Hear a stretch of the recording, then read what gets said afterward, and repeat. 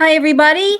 I'm Tony Marcolini, a professor and an attorney here in the great state of New Jersey. I'm joined today with my co-hosts, author and attorney John Hartman, and executive chef Camp David, and White House chef, former White House chef, Marty Mangello. Yay! And we have a very special guest today. Before we get to our intro, let me introduce him. Three-time Super Bowl champion for the New York Giants, San Francisco 49ers, Bart Oates. Hi, Tony. Hi. Thanks for having me on. Thank you. And we're going to go to our intro and be right back with Bart.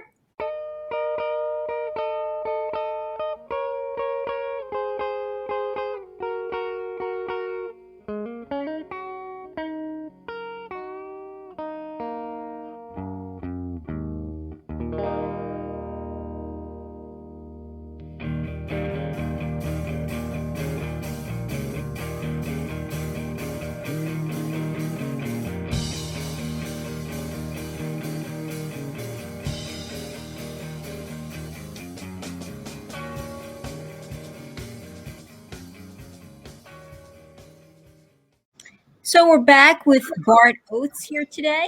I tell you, Bart, we were talking beforehand, trying to figure out what to focus on with you. And there's so much life that you've lived. We almost couldn't narrow it down. So I think we're going to start back at the beginning, if that's okay. That's okay. Let's go. Well, tell me a little bit about, before you got into the NFL, you played, I want to say 2 years, but you correct me if I'm wrong, with a different football league. Is that true? Yes. Yeah, before coming to the Giants, I played in a league called the USFL. It lasted only 3 years, 83, 84, 85 were the years. And what was kind of unique about the twist that they had was they were playing springtime. So they weren't trying to compete directly with the NFL. We played springtime ball. And up here in New Jersey, and played in the Meadowlands, was called the New Jersey Generals. Oh, sure. And I was playing in Philadelphia for a team called the Philadelphia Stars. And so it was owned by a real estate developer, Miles Tannenbaum. And that was my first experience. I remember I played my senior year. I wasn't intended, and I wasn't slotted to be a high draft choice, or even if I was going to get drafted, it was going to be, 7th, 8th round or so. And so, because I was playing at a smaller school, didn't get a lot of attention. Played at Brigham Young University, and then so I decided. The time I really didn't have aspirations, or wasn't really that highly recruited from into the professional ranks, and so I figured I was going to wind up going to school, and so I knew I wanted to go to law school after I finished my accounting degree, and so this team came along, offered me a guaranteed 3-year contract, personally guaranteed by the owner, and so. I'm thinking it was, for me at the time, 1983, it was a 3-year, $310,000 total the contract. Wow. So on today's standards, not real big, but for me, a kid that was going to have to pay his way through law school, I'm thinking, absolutely, this will pay I come out of law school with no debt. And, I'm saying this is absolutely the way. So I took the contract and played all 3 years in the USFL. And how did you get lured over to the NFL? Well, the USFL stopped after 85. And so they ceased operations. It was I had a great time. I would have, if the league had survived, I would have stayed in the USFL. And to me, I'm an offensive lineman, so if I get attention, it doesn't matter anyway. I don't like attention, so no attention is good. And so I didn't have to be in the NFL because, again, my whole goal, my thinking was, I just want to get enough to get through law school. And but I was on a good football team. We actually won. We were in the championship game. We had a championship game each July, so we played March to July. Which is actually a great time to play because you don't play in the heat. You don't start in the heat of the summer. You end. And so unlike our training camps actually were in Florida and Arizona. So we would go to Florida for a month, and we'd go to DeLand, Florida, in between Daytona and Orlando, and we would have our training camps at Stetson University.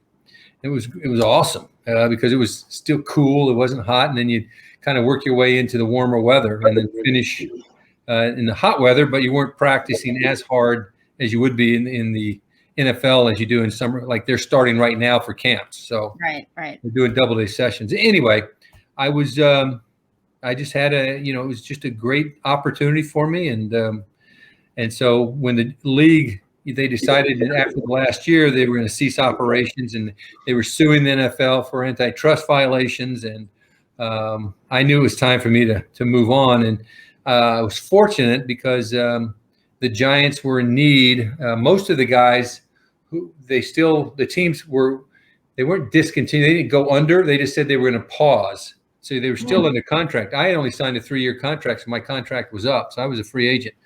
And the Giants were in need of a center. And so I missed, because they'd already started training camp. I missed about 3 weeks, wound up coming in. And after I got my contract, because we played all the way into the middle of July. And then I played 21 games. And so I needed a couple of weeks off. I was tired. And you played center the whole time, your career. I did. Yeah. That's the line's no joke, man. Typically, that's, for everybody. By the time you reach the NFL, you've pretty much refined what position you're going to play. There aren't too many crossovers. There are some great athletes that have, but big question for you from a high school football player. I never was that good. I hated playing the line because I'll tell you, on the opposing side, you would get a double fist right up into the. So, did you experience that type of stuff in NFL, or that's illegal? Oh, that's illegal. You never do that. Heavens. I mean, that's heaven forbid. We do something like that. Are you being facetious? Very much so. Okay. Listen, I just had to ask line, at the pro level, man. I told the coach, this really sucks. I have a question for Mr. Oates. Did the 3 years at the Philadelphia Stars earn you any goodwill with Philadelphia Eagle fans? No. No, not at all. No, I got booed just as loudly as anybody else, any other Giants. Although I got to tell you what, it was a fun experience because while we didn't, we were in this it was a veteran stadium at the time, seats about 75,000 people. We would have 25,000 people, so maybe a third full. But I got to tell you what, they made so much noise. That was just a raucous crowd. Yes. But I knew better. I knew well enough that. For my wife, when I was with the Giants, the 9 years, you always play a home and home. So we played every year in Philadelphia, the Giants, and it's just right down the turnpike. It's not far. But I told my wife that was forbidden territory. There was no way that's your target. Well, I'm from Philly, so for the attorneys today, this is a really interesting trivia one. They count on me for this really crazy trivia. But Vet Stadium is the only stadium in the United States history that has an active prison and a judge who's seated on the bench during games to prosecute and handle cases live on the floor. So they could expedite those cases and get them out. Yes. Yes. Yes, that was. We were well aware of that. I went to Seton Hall, and you, Mr. Oates, were just so mellow about being a student there. And I also remember my favorite story, though, is Mark Bavaro's wife was at the school when I was there. Yeah, and I still remember Mark Bavaro picking his wife up the day after he won the Super Bowl. He won it on a Sunday, and then Monday afternoon, he's picking his. I just thought, it was just great. It was just very impressed by you and by Mr. Bavaro. Just very nice. Just got a very good vibe about you. Yeah, well, Mark's a great guy, and Susie just was. She was a great student and did very well. But but Mark, listen, he had to change diapers just like it's like everybody else does. It was, it doesn't matter whether you're playing the NFL, you still have to take care of the family issues. Yeah, I just told him he pulled up and he looked like a really buff Bruce Springsteen, and Mark Bavaro. I just saw him win the Super Bowl yesterday. He said yes. Well, talk to us about the Super Bowl. Which one? Well, fair enough. I mean, you were part of 3 Super Bowl championship teams. Mhm. Do you still wear the rings? You know, I don't usually wear them, but I'm gonna. I actually have them close by. I do have them close by. I happen to. I just remembered. So let me show you my. Quite honestly, I don't know where my 49ers ring is, but I do know my Giants rings, and so let's see if I can get it. Wow. Wow. So that's one. So there's the inscriptions, right? That's the side. Oh. They have, yeah. I never quite understood that. So some people look at it and say dates. I go, no, Oates. That's I'm pretty not really. cool. I don't really quite understand why they have to put, because I know my name. I'm pretty good with that. So why they had to put my name. And then on this side is each of them are distinct, right? So there's the score of the game, 39-20. There's the Vince Lombardi Trophy. It's a George Halas. And so there's actually, you can't see it, but there's also a score of the conference championship game that we beat the Redskins. But that's the first one. So it has the one larger marquee diamond representing the first championship for the organization. Wow. Wow. And then show and tell. That's what this is. So this is the second one. See the Giants, and then underneath it says World Champion Giants, and then notice the 2 larger marquees, and there we go. It's shaped like that represents the second, and then there's the ring of smaller diamonds around them, and there's 17, and that was the victories that we had for the year. Again, there was the one of the sides has the score of the game 20-19 against the Buffalo Bills, and and again, in case I forget my name, put my name and my number. Yeah. In case we get my name and number, they want to make sure that's on there. Wow. Amazing. And Bart, are you still doing the presidency of the NFL Alumni Association? Yeah, I am currently serving as president of the NFL Alumni Association. We're a national organization of former players. We have 40 chapters around the country, over 5,000 members, and we have primary missions of caring for kids and caring for our communities. So our chapters will engage in charitable endeavors, children-centric as well as first responders, to make their communities a better place, and leverage the notoriety that they have and that we have through the NFL Alumni Association to make a positive influence. And then we also advocate for players, and our second mission is caring for our own, providing health care and other solutions that are going to help players lead more productive and healthy and happy lives after football. And it's interesting, you say alumni, it's 90% of the guys who sign an NFL contract are retired, are out of the game before they hit 30. Wow. So yeah, they're alumni guys way, so they're alumni for a long time. And so we have a wide elected group of younger guys, and then obviously older guys too, guys like me. Sure. Well, before we get to more of what you're doing now, because you're doing very important work, I have to know your favorite moment ever on the field. Favorite moment ever on the field? Hard to say. I'd say out of 14 years of professional football and we won 2 championships and 5 different championship games. I'm going to say it's just impossible to say. Just pick one. Pick one. I would think. How about this? One of the most memorable plays. Okay. How about that? So one of the most memorable plays I have is in Super Bowl 25. And we're playing the Buffalo Bills. Towards the end of the game, we're moving the ball in the offense, and while we scored 20 points, but we possessed the ball during the game. Out of 60 minutes, we possessed it over 40 minutes.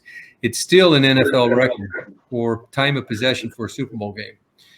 So we have the ball, we move it down the field, we get a first down on the 3-yard line, on their 3-yard line. and we're down 19-17. So we're down by 2 points. But we're first down. We're gonna go in and score a touchdown and go up 24-19. So we run a sweep to the right. It's called Ride 39. William Roberts, who's the left guard, his responsibility is to pull and lead the play. And I have to reach over and block the onside defensive tackle. And all I have to do is just get in his way. And that should be enough, is the speed of the play, and we'll execute properly, and they'll be out and around the corner. Anyway, I notice when I'm in my stance and Jeff Hosteller, the quarterback, is going through the cadence, that the tackle, who's Jeff Wright, I remember because he was also the nose tackle during the game, but he slides out over to a defensive tackle position, which is just inside the guard. And so I see him kind of slip out. I think he's going to go outside in the B gap between Jumbo Elliott and William Roberts. And so I'm determined I got to get down there very quick, as I decided, and this is all happening right within just a matter of seconds. You have 3 or 4 seconds to make all these determinations and these decisions. And so I on the snap, and I go all the way down and cover that gap. But instead of stepping out, he steps in. I go so fast, so far. He just steps straight up the field. He tackles Otis for a 3-yard loss. And we then throw 2 incomplete passes, and we kick a field goal to go up by 1 point. And so I'm standing there on the side. I remember that play because I'm standing on the sideline. I'm the only person that really knows that, because the Buffalo Bills get the ball, they go down the field. For Giants fans who remember, they go down the field, and Scott Norwood misses a 38-yard field goal to win the game. And he only misses it literally by, it's about a yard and a half. And but while he's doing the kick, he's getting ready and setting up, etc. I'm the only one that really realizes, the implications of this kick. Because if he makes it and we lose the game, all the media in New York is going to dissect the game and look at that one critical play. Because as it turns out, if Jeff Wright doesn't make that play, Otis Anderson walks in for the touchdown. William Roberts clears it away. Otis walks in for the touchdown. We go up by 5 points? 4 points. We go up by 4 points, and there's field goal is inconsequential. And so I'm the only one knows that if he kicks it, they're going to go, we would have won the game if Oates makes his block. And then I know that the following day I probably go on waivers and wind up sell my house and then wind up on another team, hopefully the following year. But he missed the kick, and so I didn't have to move. I wound up going to Seton Hall, and the rest is history. Sure. Well, the New York press was tough. That's the fascinating part that we haven't talked about yet. When we come back from commercial, I thought maybe, Tony, if we could, and John, we bring up his raucous party lifestyle when he was, in the off season. Of course, he had nothing to do, so that's when the partying begins: yachting, the boating, the fishing for 5 days off of the coast, and all the other trips for law school. Yeah. I don't think anyone really out there knows what Bart is actually really doing in the off season. And when we come back, I think they're going to be pretty surprised to find out. So we will be right back in 1 second, guys. It's a good book by a better chef than you, Tony. That's not that difficult. I've only mastered the microwave. They told me when they were visiting here and filming that show in the kitchen studio, they said we were driving in the car, the whole family, they rented a van. The family flew over from San Francisco, and the kid said one day, "Can we pull over? I got to pee like a man." And so Otto was like, "Oh my gosh, we got to pull over." And they went into a rest stop. So from the mouths of babes. But Bart, I promised when we came back that we were going to review what you were doing in the off season. So do you want to tell us a little bit about, when you were not playing and all the parties, yachting and boating and fishing trips, everything else that you were into? Well, I don't even know that it was the off season because he was doing the two of them at the same time. My recollection was that he would be on the field, Sunday and in class Monday. Yep. Amazing. Yeah. So we would typically, during the season, I'd take a writing course or maybe a Tuesday, Thursday, course or Monday, Wednesday. And it was, I was one that, like I said, I didn't expect to play. I had an accounting degree. I didn't want to practice accounting, and playing football. I'm like, I can go get a law degree, and I enjoy it. I was kind of a nerdy guy, and still am. And so I was, law school was, it was kind of easy for me in some ways. It was either that or get a job during the off season. I didn't want to get a job during the off season, so my wife let me go to school instead of getting a job. Yeah, you were balancing law school and being a professional football player at the same time. It's interesting. Because I take a course during the season. That was just more for just mental stimulation. Football is not an exceptionally mentally stimulating game. It's repetition and it's recognition. We'll run the same play hundreds of times, and so it's just this repetition. And so I took a course during the season just for mental stimulation. But during the off season when I was playing, if you didn't make the playoffs, you were done before Christmas, before New Year's, and then you didn't start football again until the last part of July. So you had 7 months pretty much that you had off, and so I was. I could go to law school and still have a month or two where I had downtime. So it was. Plus, it was going to law school. It wasn't like I was working a full-time job. So it was. I looked at the folks going to night school. Seton Hall has a really robust night school program, and those guys, they amazed me. I'm like, you guys are like crazy because they work full-time during the day and then they go to school 4 hours a night for 4 nights a week. So they got to prep for courses. They got to work. It's just, and you do that that was a 4-year program, not a 3-year program. I took mine. It took me 5 years because I would take one semester and then take, obviously I didn't matriculate a lot of credits during the fall season, but, so it took me a little bit longer, but it was something that I enjoyed. The only thing that happened was my timing was I figured I'd go to law school, and by the time my football career would end, I would be graduating. I'd go right into full-time practice, but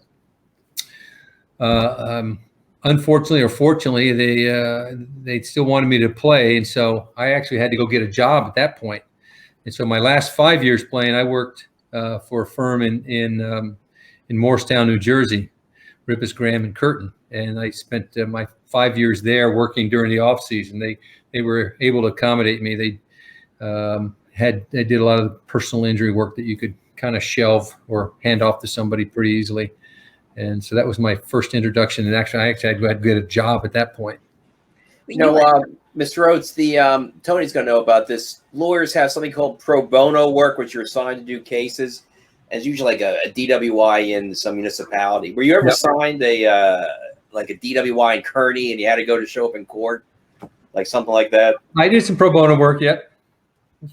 Pretty some violations of codes and of municipal codes, but not a lot. But because given my status of being in and out, they weren't sure whether that's going to be available or not. So I played that pretty well.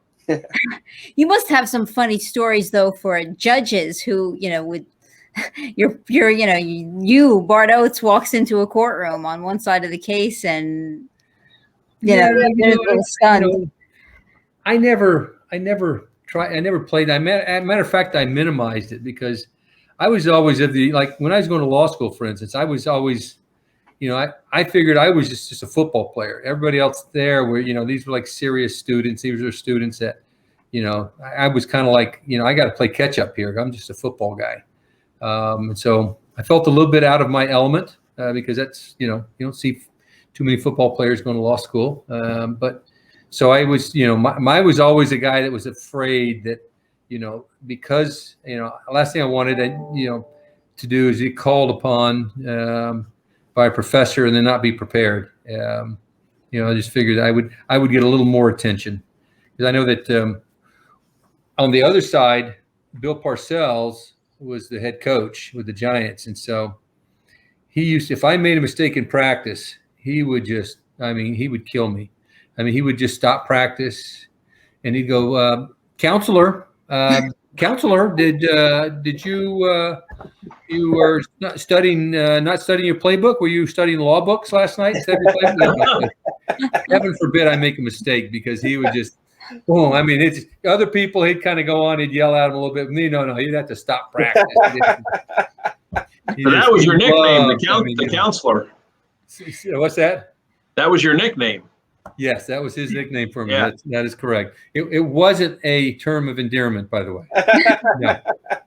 It That almost wasn't what it was never is. intended to be.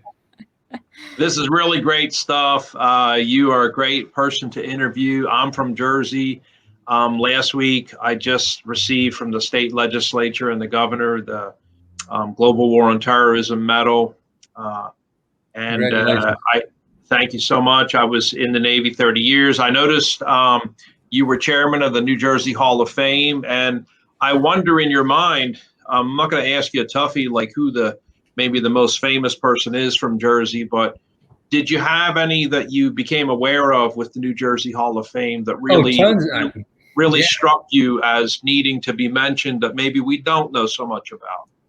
Well, we have the obvious ones, right? I was running it, and I have to give a lot of credit to Steve Edwards, who it was a New Jersey Sports Hall of Fame, and we converted it over to New Jersey Hall of Fame that includes all walks of lives, which was, to me, was the right thing to do. It was, instead of just highlighting sports folks, we have such a rich diversity and the depth of quality with people in different professions and different interests and accomplishments that it just, between astronauts and actors and entertainers and successful business people and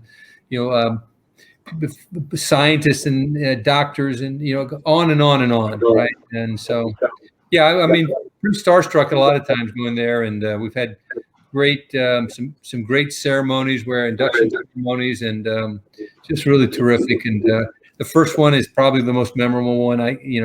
We had some great ones, but we had Bruce Springsteen came and performed and gave one of the best acceptance speeches. Just he's a poet. The guy is like genuinely just this writer. And I remember going during that show. It was a long show, and he was the last guy. And I was walking the backstage and went back to this isolated green room, and there he was in the back with 4 pages of handwritten notes with marks through it, and he was making alterations even right before he went up, just things that he really wanted to express, but really kind of express it. This is New Jersey, and we're proud. Folks from New Jersey, we're proud of it. Whether it's somebody that was born and raised here, or somebody like me that came at a younger age and elected to stay here and live here and raise my family here. So Absolutely. a lot of fun memories, and just exciting to be part of something where we can recognize those folks that have lived just very wonderful and lives that deserve to be highlighted. Yeah. So John Bon Jovi come one night to the White House, Bart. I was a White House chef. And it was of course, the Italian-American state dinner. Oscar Luigi Scalfaro, the president of Italy, was in town, and he brought his daughter. And so we were celebrating a famous Italian-Americans. And John's walking in, and of course, all the reporters are there, Connie Chung at the time, and Britt Hume, and what have you. And one of them said, "Aren't you John Bon Jovi with a microphone?" He said, No. He's like, "Come on, this is your wife. She's a black belt. She'll kick your ass. Don't lie, sir." He was like, "I'm not. I'm actually work with the staff here, and they called this afternoon. There's a bunch of open seats. I usually do the lavatories, and for us to get in a tuxedo, and I had to go rent this for $400 and to come in to fill seats up." They were like, "Get out of here. You're John Bon Jovi." His wife started laughing and was like, He is. We've been married forever. He's a big practical joker." Yeah. I was like, of all the things to say, you're visiting here from Jersey, of all the things to say, he was just like really, really quick. Yeah. No, he was, and a good guy, just a terrific guy. He is a great so many guy. people like that. They're just genuine, just good people. Just doesn't matter what kind of accolades they've gotten or how famous they are. Ultimately, you sit there, and every one of them I've met are just, Yes. they're just down to earth, good people. Absolutely, absolutely. So two more things we just want to cover briefly. I'm wondering if you have any opinion on the recent Supreme Court case, the NCAA versus Alston. I mean, it's done already. The opinion's out there. I didn't know. Time. Yeah, I was wondering if you had like an opinion about it. Yeah, absolutely. I think these young men and young women have a right to monetize the things that they do. It's not in the best interest of the NCAA to regulate that. And obviously the courts saw it the same way. That, whatever, it was gratuitous at best, their justification for trying to control what an athlete does, where they, based upon, even though a lot of that fame comes because of their performances, that was the justification. In spite of that, it's, these athletes have a right to, whether it's things that they do and they leverage that notoriety, then all the best to them. Is it going to change the landscape some? Yeah, because what was it? A big booster in Miami announced that he was hiring every one of the football players for tens of thousands of dollars a year for promotional purposes, which is permissible, and so it's a way to kind of get around some of the rules the NCAA have established of, you can't pay a guy to play, but here's a booster that's already going to pay. He's already guaranteed every player that comes there, $10,000 or $20,000 to promote his business. And the big guys are going to listen. Alabama quarterback. I think Saban was talking to a group of coaches, and he said, we already estimate that the starting quarterback for Alabama is going to get a minimum of $1 million a year. Wow. Well, you guys are attorneys, and Bart is an expert, but from the cook out here, who's just a blue-collar layperson that's not an expert, the other thing that struck me about that case was they mentioned, these coaches are making millions of dollars and the kids get nothing. And sometimes, how much do they make, Bart? Like, 10, 15 million a college coach, or? Oh, Saban's probably, they're making over 10 million. I think Saban's somewhere close to that, or 8 million. Wow. Yeah. And the kid gets nothing. So again, just from the blue collar, and it may not be right or wrong, but the blue collar cook out here, that kind of struck me, Well, there's just an inherent unfairness to it. And it's not just the coaches, the programs. I mean, some of these programs, University of Texas grosses over $200 million a year through their football program. Wow. I mean, and yet, here's the player. Yes, they're getting room and board, a stipend and free education, but they're bringing to it's almost like Esau is selling, a birthright for a bowl of porridge. It's almost that kind of equation. And we can get injured so easily and just have their NFL career gone. Not can, they do. Okay. It's whether they can continue to play and et cetera. But it's a few guys. It's not a lot of people that are going to really reap the six figures. But these inventive, some of these kids that, will use it and be inventive and going TikTok or whatever the social media, they can generate a significant following and create some revenues and be entrepreneurial. So this allows them to do that. All the better. Yeah, well, as soon as the opinion came out, I wanted to talk to you about it because I know you have the unique perspective of having both been a player and you're an attorney. So I figured what better analysis could there be than having you on to really? Yeah, listen, I've always felt that the NCAA wields a disproportionate power, if you will, and that's why the Power 5 conferences are. And the NCAA is not really significant for the football guys, and that's where that's the biggest amount of money. And so, they've been able to usurp a lot of those restrictions. It's, we have the national championship games now, and they just generate literally hundreds of millions of dollars. But it's taking that and letting the kids, letting them benefit. I mean, yes, you get they have the opportunity to get an education, but that's no justification to say you can't then go on and benefit monetarily. And there's just no justification at all. Agreed. So the last thing I want to talk about is your work with the Alumni Association.